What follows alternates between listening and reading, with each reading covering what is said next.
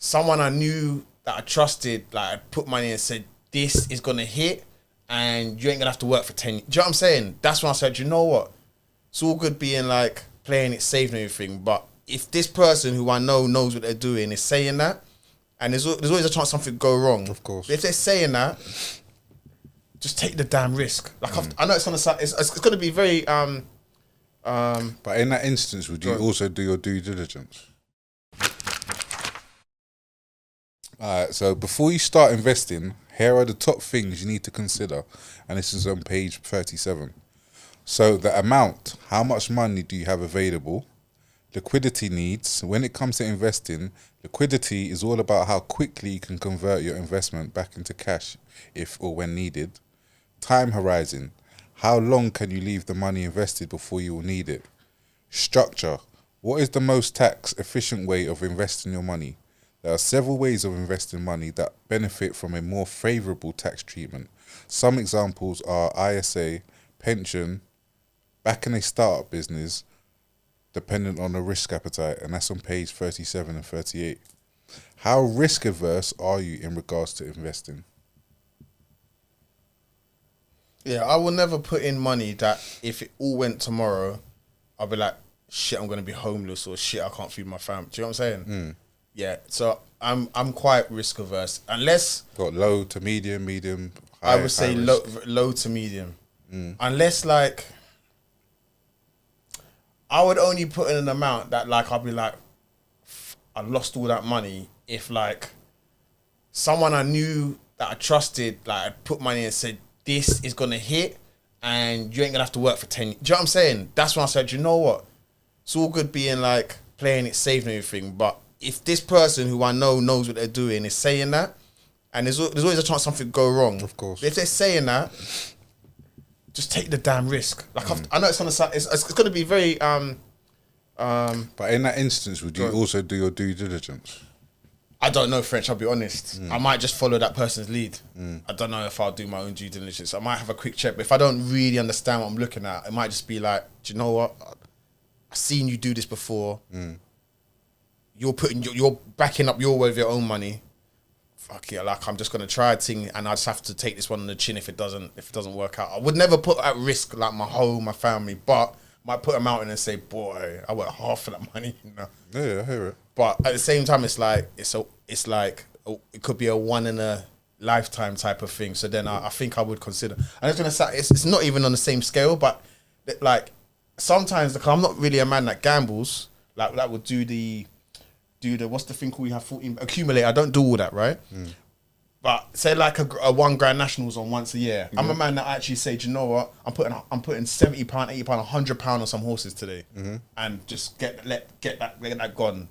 Like, and then if I win proper. If I don't win, okay, I've lost £100. That's you've done the most today by putting that amount on. Because I don't gamble throughout the year. It's almost like, okay, divide that by someone who gambles bi-weekly, and the £100. What's that? I don't know, like £5. Do you know what I'm saying? It works out the same because I don't gamble every week or every 2 weeks like someone else who might do horses. So yeah, I'm trying to put a positive spin on it. I would say I'm definite medium. I won't say low to medium. I'm definitely, if I'm anything, I'm probably more medium to high. But I wouldn't put myself in a situation where, as you mentioned before, I would like be homeless if I invested that money. I just don't think I would do that. And I think I know I've said this before, like I had this conversation with someone, I forget who, I don't know if it was a rider or what have you.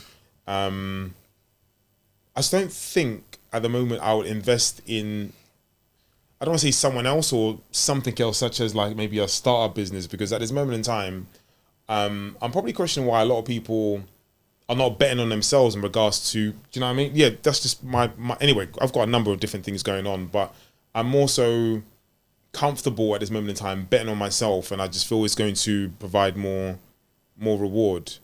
So at the moment, I think it's changed. Do you know what I mean? Whereas once upon a time, like if someone presented an opportunity, I'm more likely to say yes. I'm probably like 75% sure, I'd say yes if someone presented something to me. And some of the things you mentioned before as to like when you can withdraw and all that type of stuff, I'll probably invest anyway. That's being open and honest. Whether I needed it or not, I'm more likely to actually be involved in that situation. Whereas now, I'm more looking at myself as to, do you know what, actually, I prefer to actually bet on myself and what I've got going on rather than what's going on over here. Cool. I would say, I'd say more low to medium risk, but I've made some high risk investments. But with the high risk investments, I may not have put in a lot of money, so I'm kind of mitigating Any potential loss? Yeah, so like I've done, what is it, peer-to-peer lending. Okay. You've mentioned that before. Yeah, so it was okay for the time being. Initially, it was okay. Like the returns, it was quite good initially, but it's quite volatile and high risk. So at the moment, I've got a couple quid tied up in the company. I can't get it out just because I think that payments of whatever's gone on, defaults and stuff like that. So I could be waiting for a long time to get it back. But again, that's one of those high risk, high reward kind of, I'm going to say high reward, but it was a decent reward in regards to doing it. I've never done I've never done peer-to-peer lending. Are you covered in any way? So eventually, will you definitely always get your money back or not? Like, as in, if it went down, can you go down the court like the just what do you call it? It's right. Can you go down that route, or is it more like knock at the door, where's my money type of thing? No, because it's on the platform. It's done on the platform. Got you. So they would do all the due diligence. They would get the backing. So they would give out a loan, but on the back of the loan, they would have the person's property or Got you. whatever it is. It kind of shows you for each loan that you go into, because you can add to the loan. Okay. So you're loaning out your money to someone to, whether it's to build a building or build a shop or whatever, whatnot. And if they default on it, then it's up to the platform to get that money back through the means that they initially had the contract with them with. Got you. But yeah, it doesn't always work out like that. What made you not go down that route? Because I've heard of peer-to-peer lending. It's not something I've ever chose to research. Also, how did you go about researching a platform like that? Just went on different websites and compared different websites, looked at the pros and the cons, saw that it was the most easiest to use and navigate out of the ones that I did see. At the time, they had good reviews. So yeah, I just thought, let me, again, diversify, try something different. Yeah, I just wanted to move around some coin and just see what returns I can get, because like you said, you can leave it in a bank and you won't get fuck all, basically. So I've seen that they offer, whether it was 5% returns, because they've got different accounts, so you can put money into different accounts. So this one might be a bit more high yielding, but it's a bit more high risk. Or this one might be a bit more standard, but you can draw your money out whenever you can or whenever you want. So it just depends on what kind of account that you put that particular amount of money into. Right, this battery's down quick. All right, cool. So pillar 3, borrowing.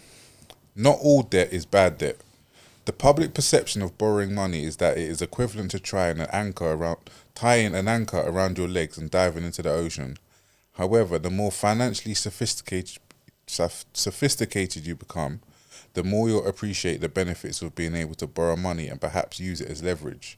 The idea of people wanting to get out of the debt is more about wanting to get out of the wrong type of debt, as debt itself can be a force for good, and that's on page 39. For example, Elon Musk buying Twitter via equity finance, which is selling some of his Tesla shares, using a bank loan / using a revolving credit facility and personal cash. Do you think this was a good or bad investment, and why? We're talking about this Musk's investment in particular. I was, as you're reading that, I was asking myself whether I'd had this conversation or whether, There's part of me thinking, obviously, because I'm using the Audible, sorry, there might have been something I was listening to. But I feel I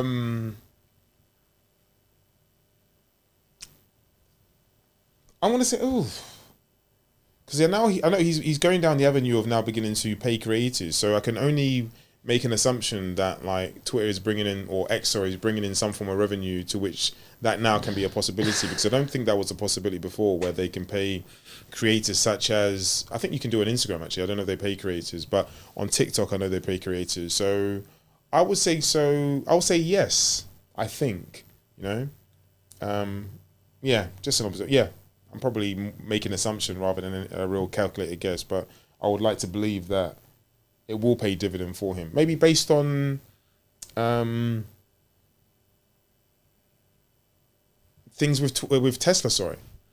I'm making an assumption as to like his past results and stuff like that. And his success, sorry. Okay. What about you, Bench?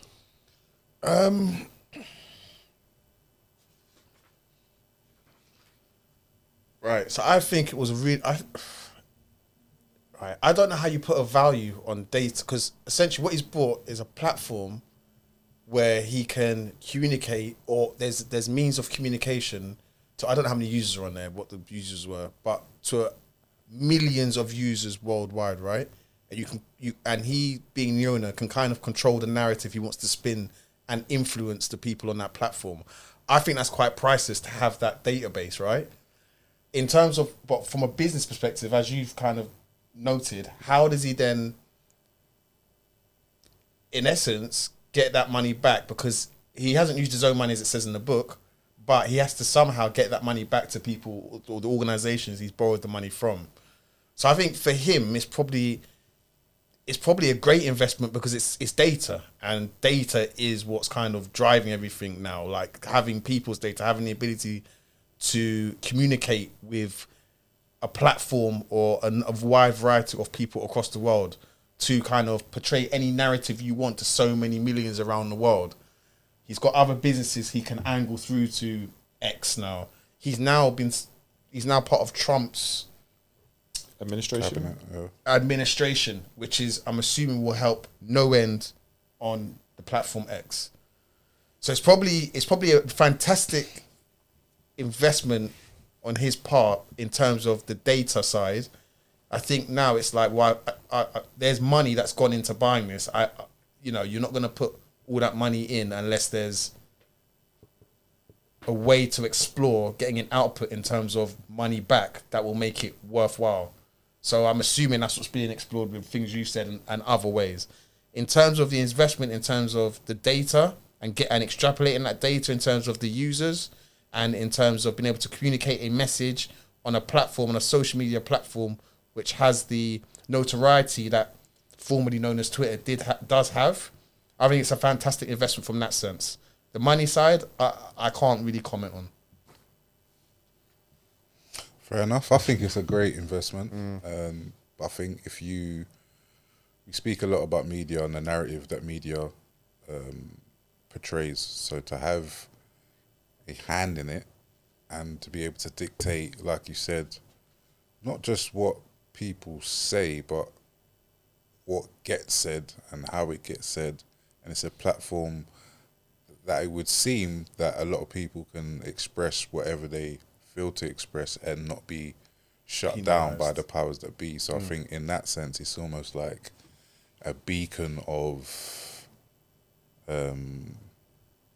it's a beacon against the new world order, so to speak, because as we've seen within the last few years, a lot of the narratives that was once said is being reversed, and there's no apologies, there's no we feel bad for making you almost, in essence, not taking this particular medicine that we didn't get approved or we didn't have tests on. Then we find out that it's causing illness and it's causing sickness, and that's all portrayed in the media.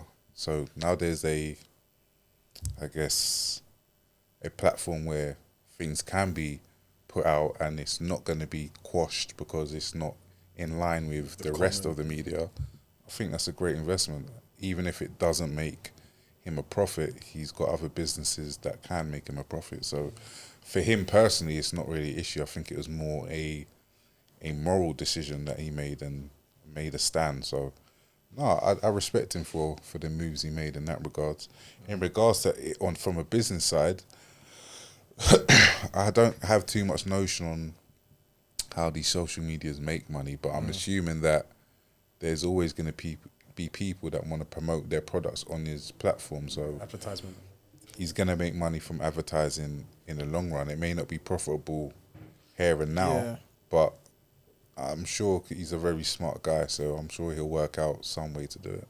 Yeah, and sorry, I was going to say, and kind of me thinking with a dark arts hat on my head, he's now in the Trump administration.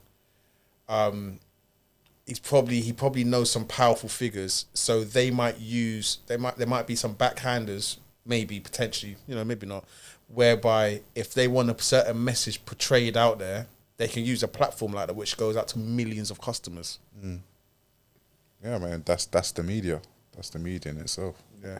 What was you gonna say, P? No, I was just gonna say like obviously when the content creation industry, or like an era where a lot of content is being created, and I guess maybe for the first time, and from what I saw anyway recently, where he's talking about actually beginning to pay creators or content creators on X. And that, I guess, I don't know, I don't want to say I don't know what that means, but like, I think if you're in a position where you can actually pay content creators, you must be bringing in some form of revenue. But at the same time, it might be a case of, do you know what, actually, let's try this, and, not that it may or may not work, but like, I think if you want to keep people on a platform, I think you need to give them incentives. Whereas, like, for example, on TikTok and Instagram, I think you are now in a position where like people are being paid for creating content, definitely on TikTok anyway. Cool. So these are the words of the author. My top 4 things to think about when you want to borrow money. Necessity. Only borrow what you need. You have to consider the impact that paying back borrowed money on a regular basis will have on your income and monthly outgoings, and that's on page 40. Credit score. Your credit score is a good indicator of how lenders will view you when applying for debt. Interest rates. With the exception of interest-free credit cards, all other forms of borrowed money will charge a rate of interest from day one. Look at the APR, which is the annual percentage rate, which shows you how much you'll be charged on a yearly basis, and compare this with other offers you receive. Do you keep an eye on your credit score? Is it in good standing currently? I don't keep an eye on my credit score, but when I've got to do certain things and they might run a credit check, that's when I'm notified what my credit score is. Okay. But I've always known, not always, I know the importance of making sure you don't try not to go into overdraft, try not to default on payments. So I know it affects your credit score, which can affect other things, even things like getting a mobile phone contract. Yeah. So yeah, I don't regularly check it, but whenever there's a credit check needs to be done and I get a report, then I'll have a look. Yeah. Yeah, I would say like I forget what app I'm on now. So I used to be on, not used to be, I still am on Experian actually. The email regularly, like relatively regular, and there's another one that's probably a bit more gamified actually, in which I'm on now as well, and they kind of email me quite regularly in regards to like my credit score and all that type of stuff. So I'm actually trying to keep on top of a lot of that type of stuff. Cool. The type of debt. Credit cards and overdraft are considered to be revolving facilities, which means they are repayable on demand. Loans and mortgages are usually considered to be long-term commitments. Pillar 4, spending. Spending money without going broke. In my experience, the working class population of society have the most financial vulnerabilities, especially as they are conventionally the most taxed demographic. Their salaries give them access to credit, which makes up any income deficit, and this usually means that their debt to income deficit, and this usually means that their debt to income ratio is high when you take on a lot of debt. Debt to income ratio is calculated by looking at the value of all your borrowings as a percentage of your gross income. For example, if you earn 30,000 a year and have debts totaling 20,000, then you would have a debt to income ratio of 66%. Most people are constantly working hard to generate more income, but an increase in earnings usually means an increase in spending. So they often feel trapped in a cycle. So let's look at my top 4 selections to curb your spending. That's on page 42. What monthly outgoings would you cancel, and what would you not? I'm trying to think what regular monthly outgoings I have. So mobile phone, I'm not cancelling that. That's an essential. What I could look at is reducing that. I've got my standard like electric, gas, water. I'm not going to cancel any of those. Yeah, those are necessities. Yeah, exactly. So it's like I don't even think I don't have like a monthly Deliveroo Gold or whatever I don't have any of those. So I don't even think there's nothing that I would cancel. Okay. Like I don't have a regular payment that goes out monthly that I could do without. I just recently cancelled my Prime Video, just because I don't really need to have 2 or 3 different streaming services. Yeah. And funny enough, I changed my mobile contract, and I got given 6 months free on Prime Video anyway. That's mad. Yeah, straight away. I was like, oh, Bob's your uncle, like, yeah. Quids in. So, yeah, it kind of worked out anyway. So, yeah, that's one thing I've cut out recently. Okay, that's quite good actually. Reason being is because, well, you both mentioned mobile. I'm not lazy with it. In fact, I am very lazy with it. Or I don't think it's good enough actually, because I think I've remained on the same type of contract for maybe a good few years. And it might have actually increased in price, actually. Does every April? Yeah, well, yeah, so it has increased in price. And mine's, I think, maybe an international one. And maybe because I was living in Barcelona, that's the reason why I had it. Obviously, I've not been in Barcelona for a good few years now. And I've just kept it. Like, I forget the amount of minutes I have when I'm abroad. But in my mind, I'm like, oh, I might be away here, I might be away there. And you go, do you know what? It's pointless me changing it because it might cost me more money. But I think that's something I definitely need to look into.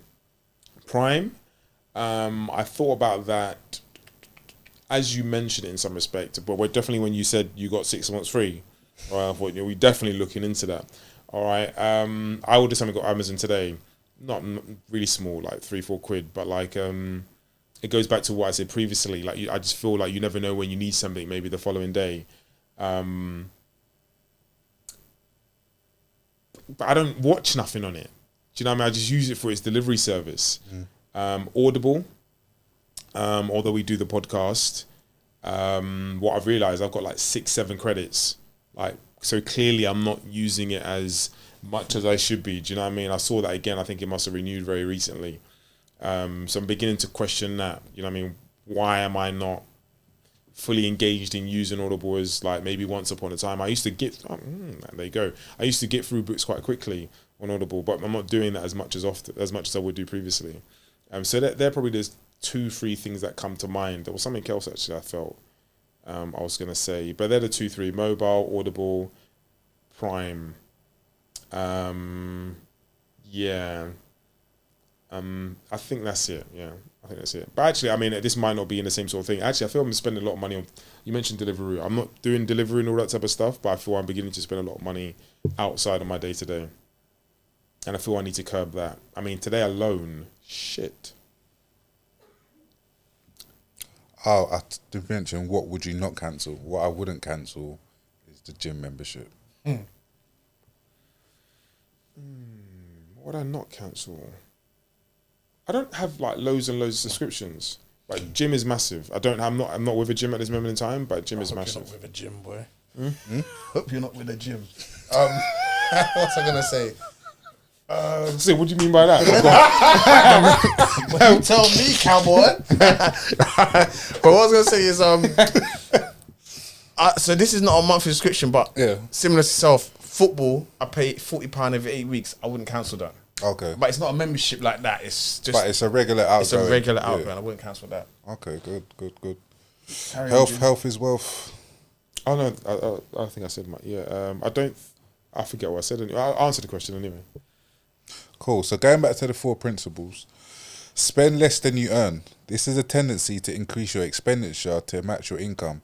However, if you want to become financially successful, you need to make more money than you spend every month. So what do you think the disconnect is here, and as it would seem like it's an obvious principle?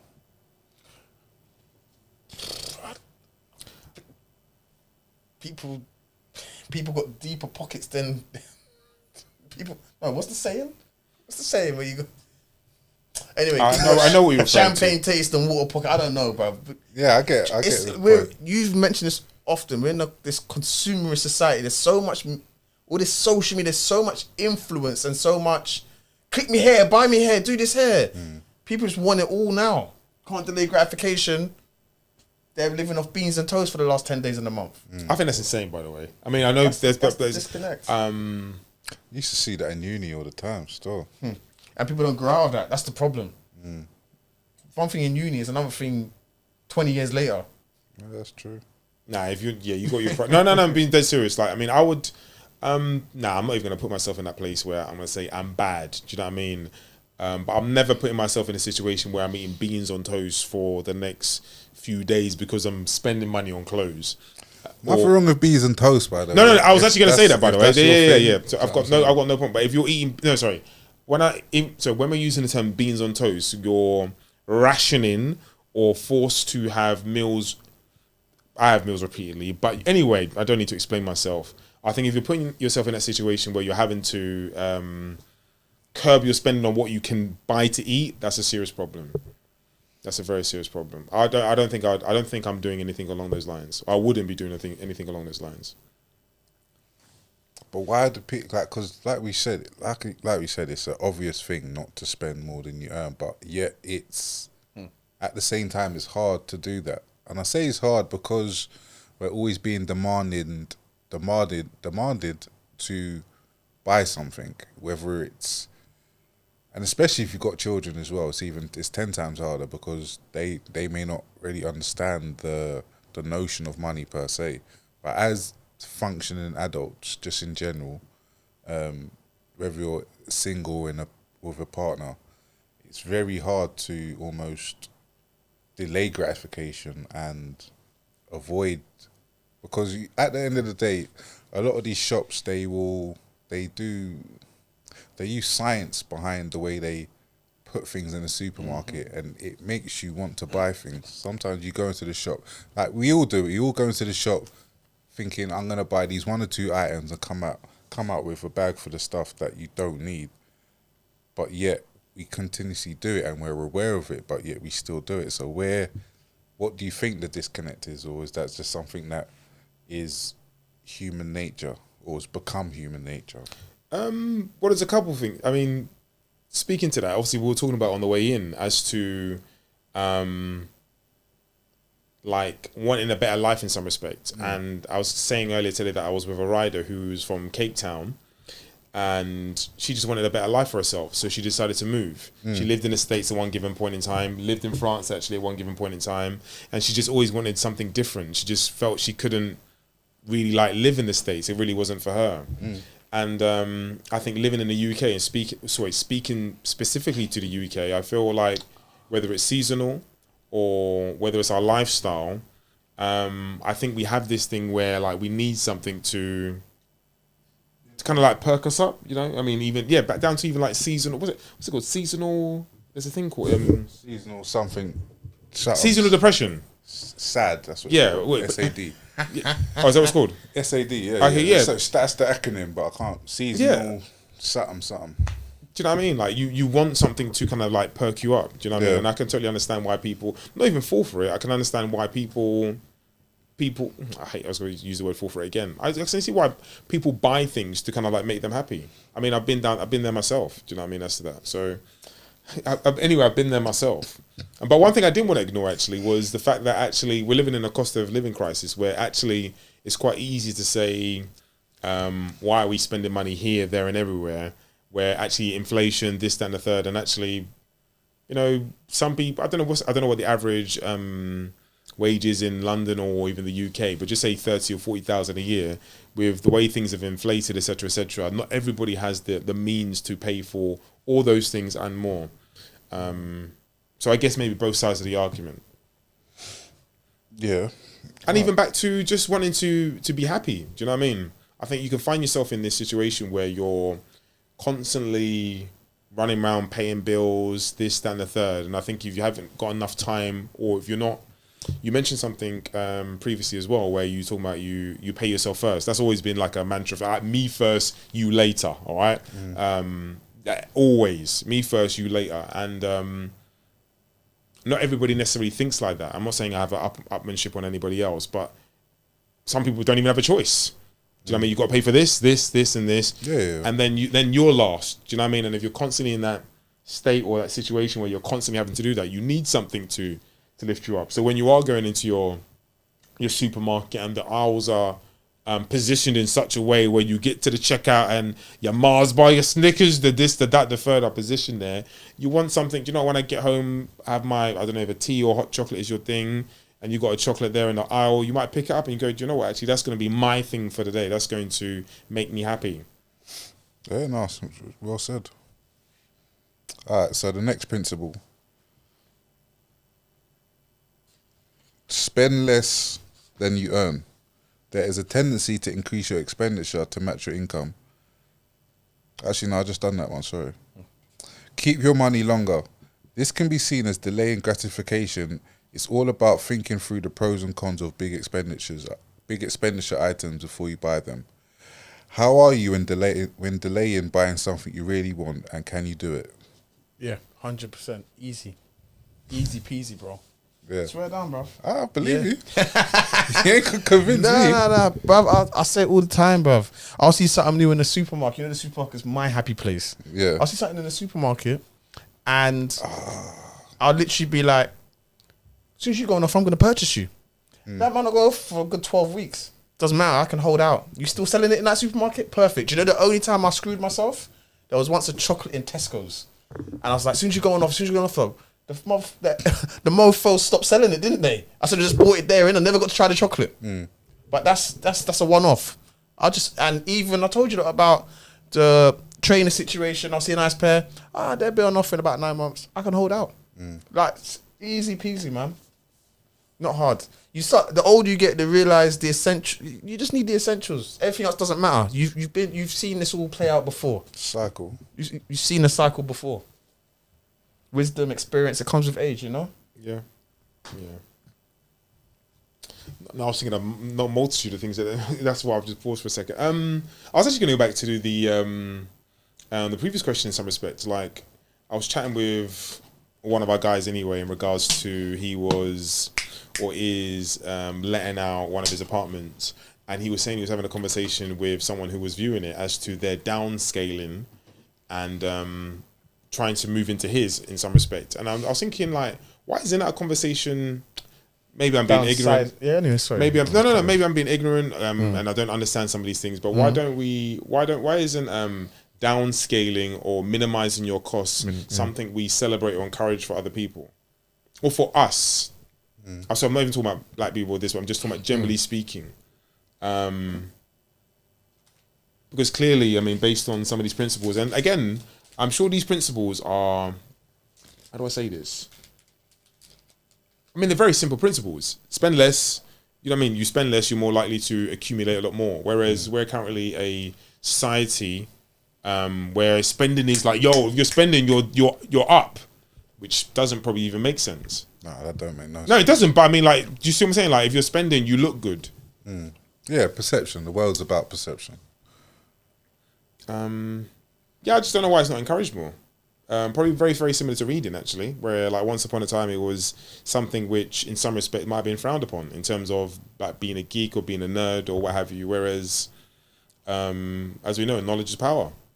I just think that part, when it comes to reading, I think that just depends on what part of the society you're from. I think different parts of society always revert reading as a positive, whereas other parts of society other that's the easiest way to put it. So limits are not targets. If you have revolving facilities like credit cards and overdrafts, do not limit targets. Maxing out these sort of facilities is viewed negatively by lenders. It can also harm your credit score, as one of the factors in your score is your credit utilization. That's on page 43. I didn't know that, by the way, until I read the book. That Okay, you no, I knew that You still. shouldn't actually max aware. out your credit card. I No, didn't know no, that. you should at most 50% I never knew Yeah. that. or less. But Yeah, yeah, I no, never knew that. I see that still. It tells you. I don't know if you use ClearScore. I need to find out I've what I used use. ClearScore before. Yeah, ClearScore is quite good because it shows Credit you. Karma, I think I'm on. No, ClearScore. No, I'm talking me. Oh, Yeah. no. On ClearScore, it tells you about things like credit utilization. So it shows you all the good things that you're doing, all the bad things that you're doing, Gotcha. how you can improve it. So it's quite useful and it's free as well. So Yeah. that's a tip. If you're not using ClearScore, go on ClearScore, find out your credit score. It's quite useful. It helps you to actually get your credit score into a good position. That's free promo for them as well. But all right, cool. So budget. Regardless of how disciplined you are with money, it's impossible to be in full control without clearly seeing what goes in and out of your bank account every month. Budget spreadsheets are not just for beginners. Even financially sophisticated people use them. They allow you to analyze where your money goes and where you can make improvements. That's on page 43. Have you ever put pen to paper and did it help seeing it?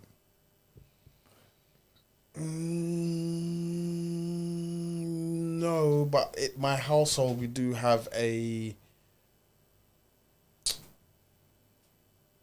I haven't produced it. Someone will take claim. There is a sheet an Excel document that does exist, which shows what the outgoings are for the regular payments, water, gas, electric, broadband, mortgage. All of that's on a spreadsheet. Yeah, but in terms of like the grocery shopping and any other luxury items or whatever, that's not on there. But at the end of the day, I think I've said before, first, second of the month, everything goes out. Whatever's left is mine. You know what I'm saying is you can play with that, and that's the reason I've set it that way. That take from me everything you want to take from me, leave me with the rest, and I can work out the rest from there on in. Yeah. Pen and paper, no. Mine's actually on my phone in terms of what comes in. Not necessarily what comes in, actually, because I discussed it earlier, but what comes out. But I haven't reviewed that in a long time, actually. And I probably do need to review that. I was asking myself the question as to probably being too literal, as to would a pen and paper actually aid and benefit me? But I think that's actually a silly question because it should benefit you. Very similar to writing aims and objectives and stuff like that. Yeah, so the answer is yes and no. On my phone, I don't know if that really counts as such, but like, I just said pen and paper just because it's the old school way. Yeah, because I like to roughly know what's going on, and particularly those dates as well. Mine generally is kind of like that first and second, or that first week, but I've got the odd thing here and there, which I probably do need to move and stuff like that. Yeah. Yeah, no, there was a point. I'll be honest, I haven't done it in a while, but there was a point that I was using an app, and it was really helpful because you literally put in your income your income, whatever your income is, then you write down every time you do an outgoing. And I used to be very thorough and stringent with it. So every single payment that I would make, whether it's go to the shop and buy a couple snacks or whatever or not, I'll put it down, and it shows you over time that gives you a graph, and it shows you how you've spent your money, and it's really helpful because it makes you become a lot more aware of where your money's going. Like you can literally see, I've done this on that amount, and it can show you trends and whatnot. So I think it was really helpful. I just haven't done it in a while, but it's something that I would definitely recommend for anyone that needs to feel like they need to budget, because I kind of have a understanding of what's coming in and what's going out and what I'm spending money on in general. I don't use it as much, but if I really want to get back into that mix, which I really should, I'm not disputing that by any means, but it is a very effective way of seeing what's happening with your income. All right, so yeah, we just answered the question, have you ever put pen to paper and did it help seeing it? Just for the listeners and viewers, he offers a free budget spreadsheet via the www.urbanfinancier.co.uk download. So if you haven't got the book and you just want to get a spreadsheet for budgeting, then he has one available on his website, so go check that out.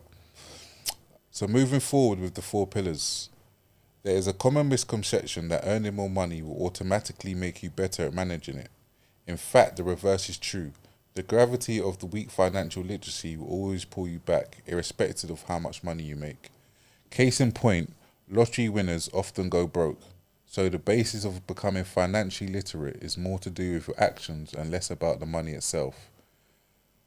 And if you could, even one of you, read out the description of a financially literate person, which is on page 44.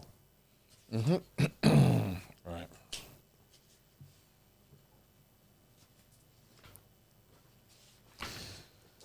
Cool.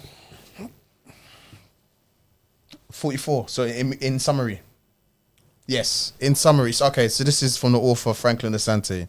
In summary, I would describe a financially literate person as someone who manages money with confidence, sets clear financial goals for investing, saving, or repaying debt, regularly reviews accounts to ensure they have sight of any shortfalls, checks their credit score often, and looks for ways to improve it in order to give them access to the widest choice of products and services in the market, has a clear budget for their income and expenditure for a 6 to 12 month period, avoids taking on unnecessary debt and seeks the most appropriate product when borrowing money, doesn't allow overspending to eat into savings or investment goals.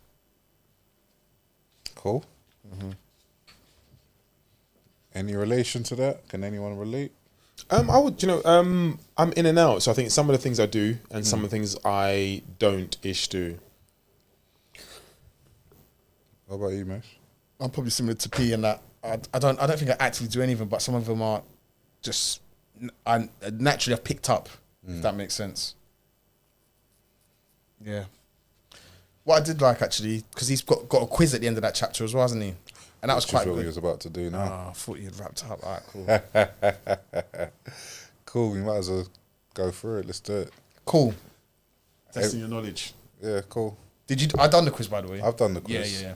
All right. So there's a quiz at the end of the chapter in relation to the chapter that's just gone previously. So there's 10 questions.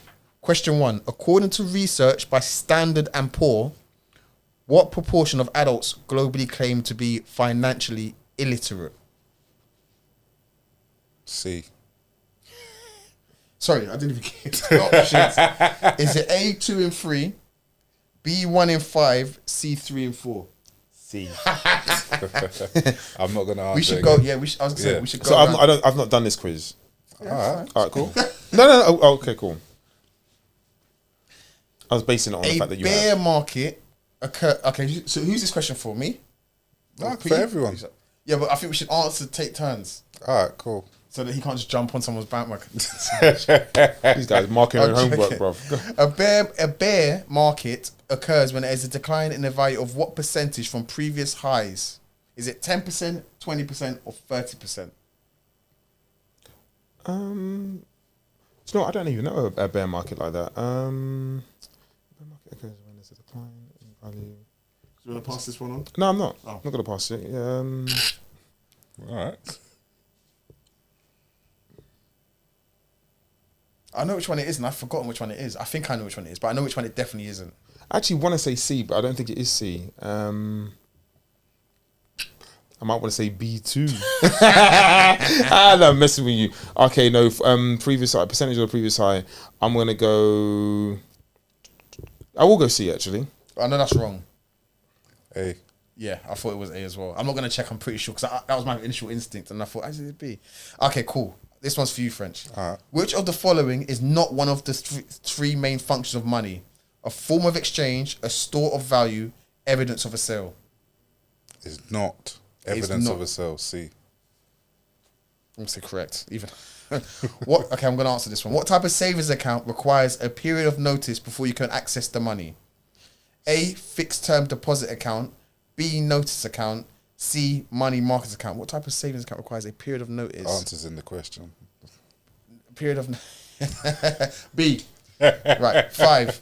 According to the 50, 30, you should know this, 20 budget, Which bucket should your spending on clothes go into? Ooh, you said in the last episode and that. A 50%, B 30%, C 20%. I'm sure it was the 30 because I remember you said it in the second. Anyway, I remember. Anyway, yeah, I'm going with B. Yeah, he's right. Yeah. An official recession is triggered if GDP falls consecutively for 2 quarters, 3 quarters, or 4 quarters. Is that for me? Yeah. As you know this. I know this as well. I did know it. I've forgotten it. I think it's. Say it again. 2 quarters. Is it 3 2 quarters, 3 quarters, or 4 quarters? I know which one it definitely isn't. I'm pretty sure I know which one it is. Is it B? No, it's A. I thought so. Yeah, I did think that still. Okay. Question 7. What needs to happen before a company can pay dividends? The company needs to make a profit. The company needs to reach its sales target. The company needs to pay all its debts. I'm going A.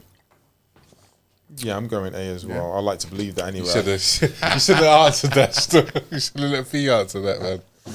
What type of borrowing doesn't charge any interest at the beginning? Interest-only mortgage, 0% interest credit card, personal overdraft. What type of... So let me read the question. Yeah. What type of borrowing doesn't charge any interest at the beginning? Interest-only mortgage. You mean B? 0% interest credit I said card. B. The one where it says 0. Cool. Question 9. What term is used to describe the weakening or the downturn of a particular investment market? A bear market, a bull market, or a stagnant market? Bear market. Correct. Question 10. Oh, jeez. What does the term EIS stand for? Entrepreneur Investment Scheme, Enterprise Investment Scheme, Enterprise International Scheme. I'm going B, and I wasn't even sure. I'm not even I think sure. it's B. Yeah. It's B. Cool. I think that's the end of the chapter.